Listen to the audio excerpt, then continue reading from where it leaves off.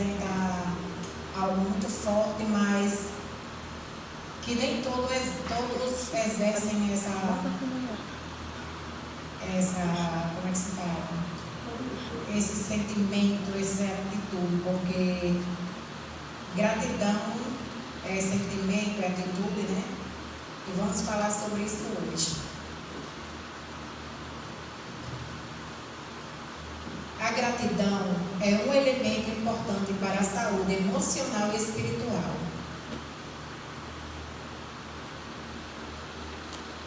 Está associada à percepção do que fazemos por outras pessoas e do que elas fazem por nós. No campo emocional, a gratidão combate emoções tóxicas, melhora o humor e os relacionamentos. No aspecto físico, estimula a produção de hormônios que regulam o sistema imunológico e melhora o sono. Na área espiritual, a gratidão é uma das maiores virtudes que edifica nosso testemunho. Bem? Então aqui fala que a gratidão tanto serve para nós que fazemos para os outros, como para os outros que fazem para nós, né? Muitas vezes a gente não dá nem muita importância, a gente costuma fazer as coisas para as pessoas, mas muitas vezes a gente nem se importa se a pessoa diz obrigado ou se é grato por aquilo que a gente faz. Quando a gente faz, principalmente quando a gente faz o bem automaticamente, a gente nem percebe se a pessoa diz obrigado, se não disse, né? Assim, e vai a vida. E muitas pessoas também não agradecem. Elas já são acostumadas a não agradecer nada, porque ela acha que o outro tem a obrigação de fazer. Que aquilo ali não foi, como é que se diz?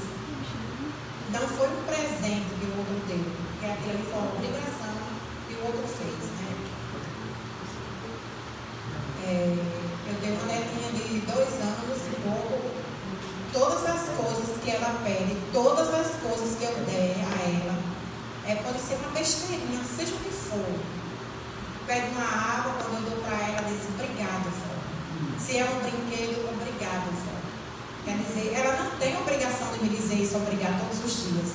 Por todas as coisas ela não tem a obrigação. Mas eu fico feliz. Eu fico feliz pelo ato dela, tudo dizer obrigado. Tudo que a gente dá para ela, ela diz obrigado. E que sejamos assim com Deus, sejamos assim para Deus. E possamos dizer a Ele muito obrigado por todas as coisas que Ele faz por nós. Amém? Amém. Vamos contar aqui uma história assim, bem interessante. Em seu ministério terreno, Jesus sempre encontrou necessitados, enfermos e oprimidos.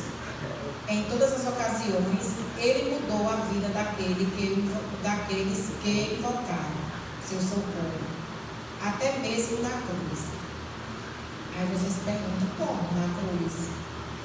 Ele estava lá todo sofrido, todo torturado, sofrendo bastante. O que Ele fez por alguém lá na cruz, naquele momento? Vamos ver lá em Lucas 23, 42 e 43. Vamos ver o que aconteceu lá na cruz.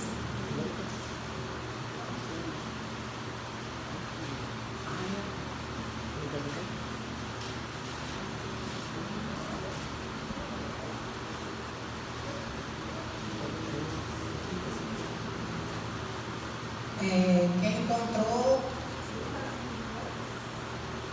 Lucas 23, 42 e 43.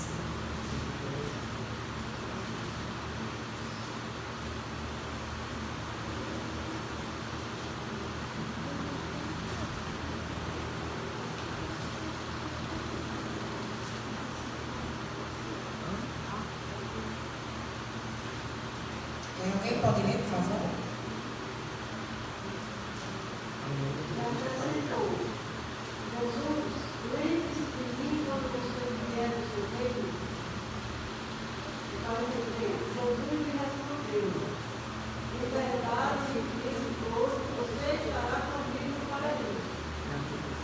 Vendo?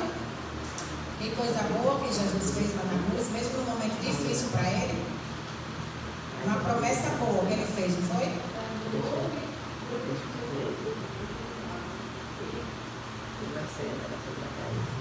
O episódio dos 10 leprosos é uma lição sobre gratidão e indiferença.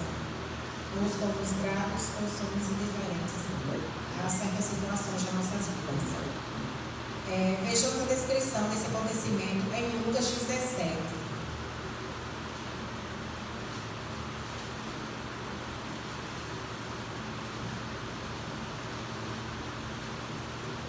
Lucas 17, 11 a 19.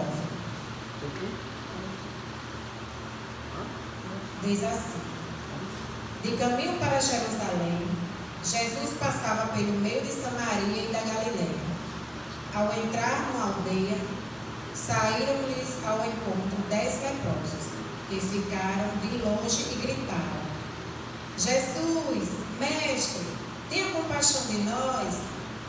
Ao vê-los, Jesus disse: vão e apresentem-se aos sacerdotes. Aconteceu que, indo eles, foram purificados. Um dos 10, vendo que estava curado, voltou dando glórias a Deus em alta voz e prostrou-se com o rosto em terra aos pés de Jesus, agradecendo-lhes. E este era samaritano. Então Jesus perguntou: não era 10 os que foram curados? Onde estão os 9? Não se achou que voltasse para dar glória a Deus, a não ser este estrangeiro? Ele disse: levante-se e vá, a sua fé salvou você. Amém? Olha só que coisas, né? 10 leprosos foram curados e só um voltou para agradecer. No mundo em que vivemos hoje, é diferente ou é igual? Totalmente igual ao desse episódio, né, que aconteceu na época. Totalmente igual. Porque nem sempre agradecemos a Deus os milagres que Ele faz na nossa vida, as bênçãos, né? Eu continuo dizendo, posso até um dia mudar de ideia, mas que espero que não mude nunca. E eu digo sempre, todos os dias temos milhões e milhões de bênçãos concedidas por Deus. Todos os dias. A partir do momento em que a gente abre os olhos de manhã, que vê o sol, que vê a luz do dia, que vê a nossa família, que estamos na nossa cama, na nossa casa, que podemos nos levantar, tomar banho, tomar uma água, qualquer coisa, isso é um milagre. É bênção de Deus. Porque até poderíamos nem acordar. E, no entanto, estamos lá acordados, né? Então, precisamos enxergar mais as bênçãos que Deus dá para a gente. Precisamos agradecer mais. Se a gente começar a enxergar todas as coisas que Deus faz por nós, porque Ele não tem a obrigação de fazer nada por nós. As pessoas da nossa família não têm, as pessoas da nossa rua não têm, da nossa igreja não têm. Eu digo que ninguém tem a obrigação de fazer nada para nós. Tudo que as pessoas fazem é devido por mãe vontade. Então a gente só tem que ser grato pelo que as pessoas fazem por nós. Jesus estava de viagem para Jerusalém. O caminho do vale do Rio Jordão era o mais seguro e usual entre os judeus. Porém, em vez de seguir para o sul, indo diretamente para Jerusalém, Jesus escolheu passar por Samaria e Galiléia. Isso está em Lucas 17, 11, mas não precisa ir lá no capítulo, no versículo agora. Jesus tomou a decisão leste, que levava para além do Jordão e para a região da Perreia.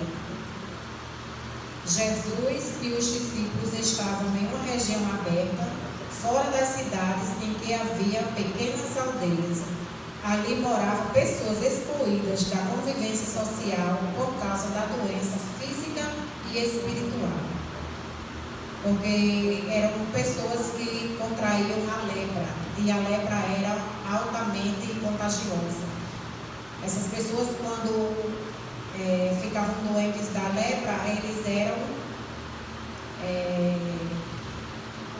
isolados fora da cidade para que outras pessoas não se contaminassem, né? E eu li um versículo hoje que diz que foi o próprio Deus que disse a Moisés e a Arão que essas pessoas eram para se manter afastadas das outras, para não contaminar as outras pessoas, né? Alguns moradores daquelas pequenas aldeias eram judeus, que de uma forma ou outra já tinham participado do culto e da religião judaica, mas alguma tragédia aconteceu com eles que os relegou ao esquecimento por parte das autoridades religiosas de Jerusalém. Praticamente ninguém passava pelo caminho que levava àquela aldeia de leprosos, pois, se entrasse ali, os judeus seriam considerados contaminados e impuros também. Mas Jesus modificou seu trajeto e foi propositalmente ao encontro daqueles que estavam abandonados e deixados à sua própria sorte. Longe dos familiares, não podendo abraçar o cônjuge ou os filhos, nem conversar com qualquer um deles. Ter lepra era como estar morto em vida. Que tristeza, né?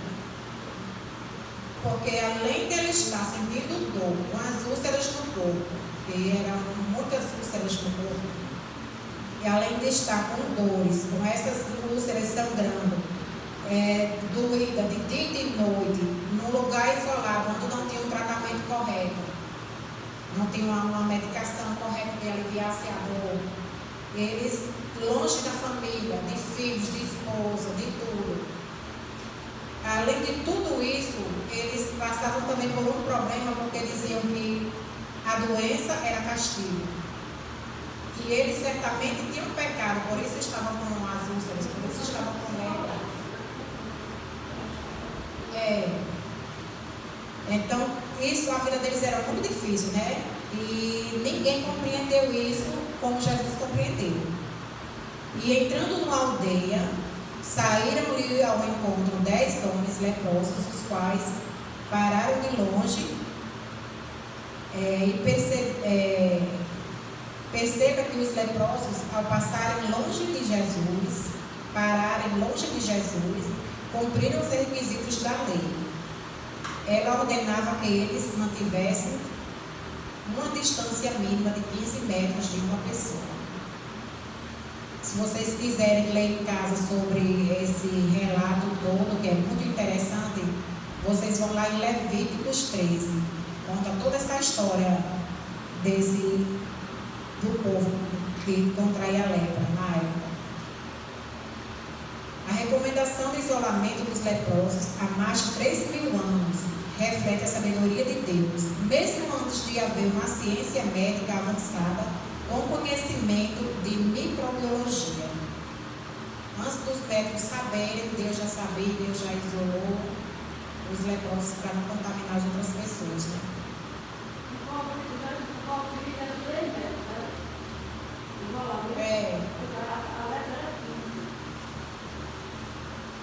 Para ver a gravidade do problema, né? Como era grande. A lei judaica os considerava imundos. Eles eram separados da sociedade e viviam fora da cidade. A lepra era uma doença incurável. Os leprosos estavam doentes e necessitavam de assistência. Certamente tinham famílias e amigos, mas agora ninguém podia ajudá-los. Andavam em grupos para tentar diminuir a dor e apoiar uns aos outros. Somente um leproso compreendia e cuidava do outro leproso. Além de leprosos, conviviam com a discriminação, com o sentimento de impureza física e espiritual, de serem pecadores atingidos pela maldição divina. Esse era um fardo pesado que eles carregavam com muita dor. Jesus encontrou essa realidade. Ao verem Jesus, os leprosos sentiram a vibração de um raio de esperança. Reconheceram a autoridade de Jesus e buscaram sua misericórdia. Jesus, mestre, tenha compaixão de nós.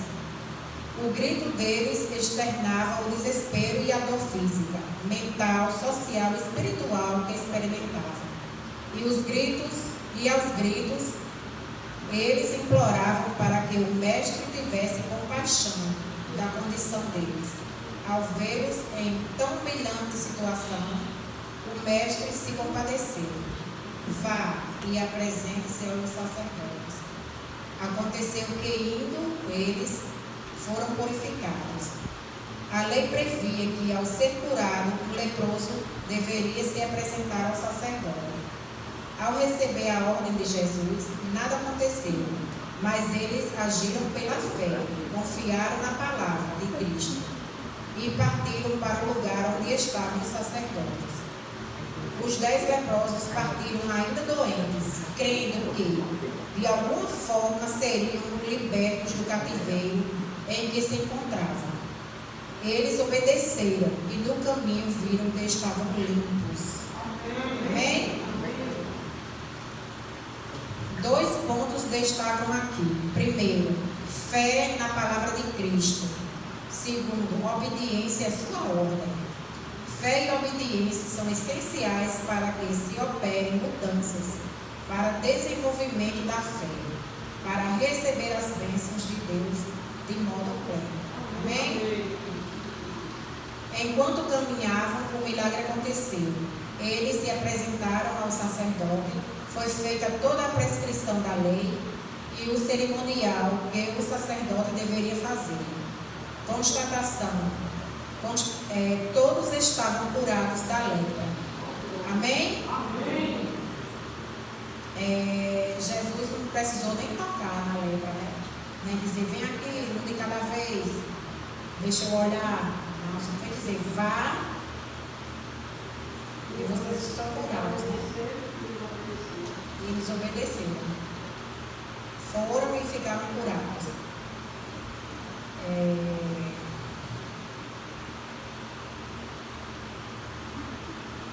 Todos estavam curados da lepra. Os sacerdotes os declararam imundos. E somente eles poderiam declarar os limpos. Porque era o sacerdote que fazia esse serviço. Olhava e dizia se estava imundo e se não estava. E quando eles ficavam bons, e tinha que ir lá para o sacerdote novamente para saber se estava limpo para poder ser liberado para a família novamente, né?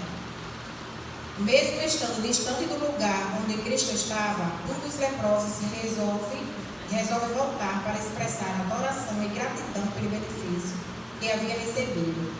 E prostrou-se com o rosto em terra aos pés de Jesus, agradecendo. Jesus então perguntou pelos outros: onde estão os 9? Os outros 9 souberam receber, mas não souberam agradecer. Hoje não é muito diferente. Alguns só sabem receber. É importante saber agradecer. Jesus elogiou a atitude do samaritano que voltou. Humildade e gratidão são marcas da salvação. Os outros 9 judeus foram ingratos. Esses leprosos foram ressuscitados por Jesus, trazendo de volta a vida, a família e a sociedade. Mas rapidamente se esqueceram. Muitos, como eles, pedem a bênção de Deus e quando as recebem, não agradecem. Infelizmente. Eu já vi casos de pessoas, são muitas, inúmeras pessoas, de pessoas que passam pelo vale da morte e Deus transforma a vida, que Deus praticamente ressuscitou essas pessoas e elas nunca agradeceram a Deus por isso. Talvez pense que é obrigação. Obrigação, não tenho nada a ver, me livrou porque quis, eu não tenho nada a ver com isso. E é duro você ver e saber que você não pode fazer nada. Né? Porque a gente não pode colocar na cabeça de outra pessoa, a gente não pode colocar no coração de outra pessoa, né? Que a gente precisa agradecer a Deus, que ela precisa reconhecer o que Deus fez, o milagre que Deus fez. A gente não pode fazer isso. Esse é um trabalho que cabe a cada um de nós. Aqui, como nessa história, foram 10, né? E só um voltou. Ele poderia ter ido embora, não ter voltado, mas talvez ele tivesse esposa, filhos, tivesse família, mas e daí? Ele estava no vale da morte mesmo, sem esperança de um dia voltar, achava que lá ia morrer. E por que não seguia quem salvou ele? Por que não seguia quem curou ele? Né? A quem estava com a verdade, quem falava sempre a verdade. Por que não? Eu não tenho mais o que fazer, não. Eu já estava praticamente morto mesmo, então eu vou seguir o Cristo. Né? Enquanto os outros não olhou para quem fez o milagre e voltou, sabe Deus para fazer o quê? Para beber, para fumar, para fazer coisas que não devem. Outros devem ter voltado para a família. Mas o importante mesmo, só o fez. Só não foi grato.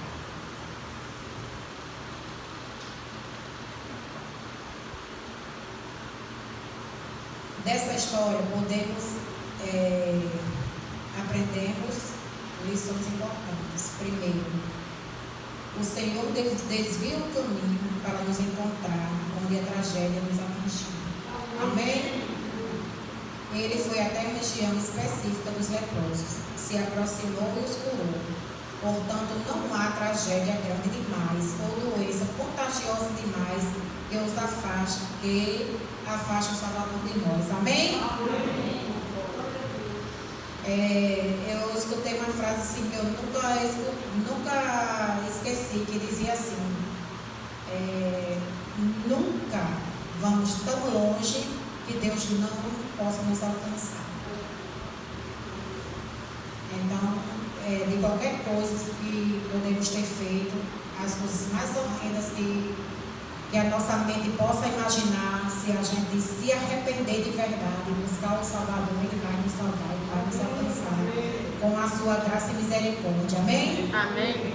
Segundo, a ação dupla de ouvir a palavra de Deus e obedecer, sem mesmo ter evidência concreta de que foi solicitado. Do que foi solicitado, resultou na cura.